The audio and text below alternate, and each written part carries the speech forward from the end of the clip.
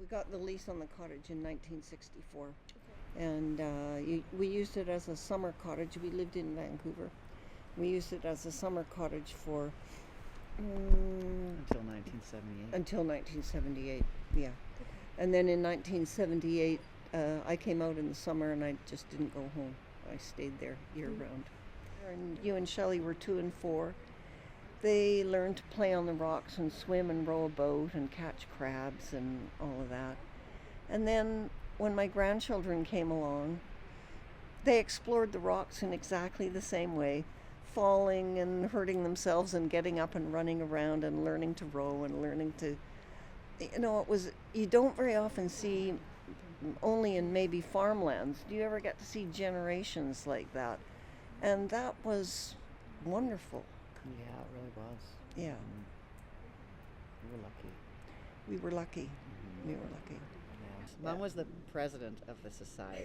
We had a society. Yeah. I was the fairy dog mother. And also the fairy dog mother, which is another thing. But Yeah. oh gosh, I mean the lifestyle, the life.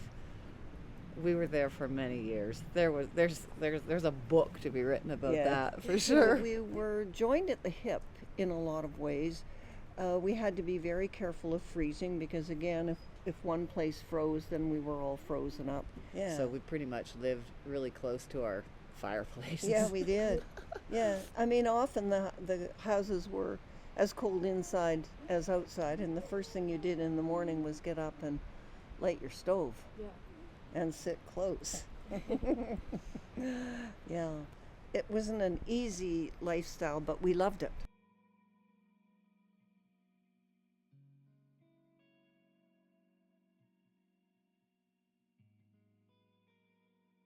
There were many evictions, and we just kept fighting and fighting and fighting them, and eventually it just seemed, and our lawyer said, the writing is on the wall, they own the land, they want the land, they want you gone, and eventually they will do that, so you should probably cut your losses and leave.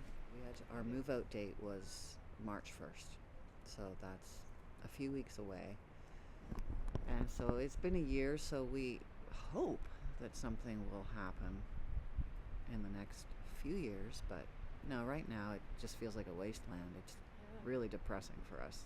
Honestly, it's awful. We really hope that they would have gone in and done a tidier job and make it look, somehow make it accessible to the public. But it's still closed off, so it's just dead. My wish list with Metro was that we could have sat down together at a table, not in a confrontational way, which is how it ended up, and that a compromise could have been reached. But that never happened. It always was a one-sided conversation, and I think it would have been possible, I think it would have been desirable for us to remain there and for the beach to be open to the public in a more useful way that would have satisfied Metro's desire for the public to have access to publicly owned lands. I miss it terribly, and it's impossible to replace We'll never that. have it again. No, we'll never have it again. We'll never have it again. I moved into a ground floor condo in Port Moody. I have a street in front of me. I have parked cars in front of me. I see SkyTrain, but it's comfortable, and I have a vegetable garden, and I'm making friends, and I miss Belcarra so much. I miss getting up in the morning and immediately walking to the front windows and looking at the sea. Oh, there's the geese. Oh, I can hear an eagle in the trees trilling away. Just the phases of the moon, always knowing whether the moon was getting bigger or smaller, always knowing what the direction of the wind was, always knowing what the tide was doing. The trees either losing their leaves or gaining their leaves. It was such an attachment to land and sea that was completely organic, and it just felt the way we were supposed to be living. And now the way I am living is not the way I should be living. But I am living it.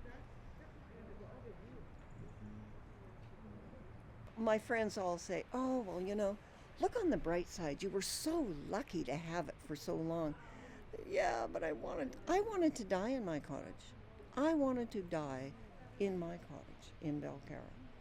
And I realized that if that was going to happen, I was going to have to hang myself in it because they were not going to let me stay there long enough. I think you should not want to die there anymore, Mom. No, I can't die in that cottage anymore. Life somehow is still worth living, but just barely.